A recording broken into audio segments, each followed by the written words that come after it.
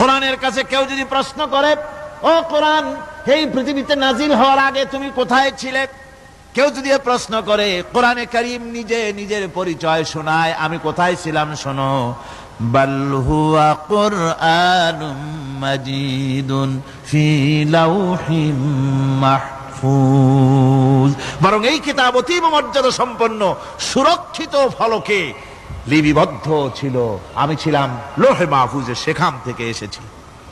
যদি কেউ প্রশ্ন করে, কোরআন কি কোরআন, তুমি কার উপরে অবতীর্ণ হয়েছ?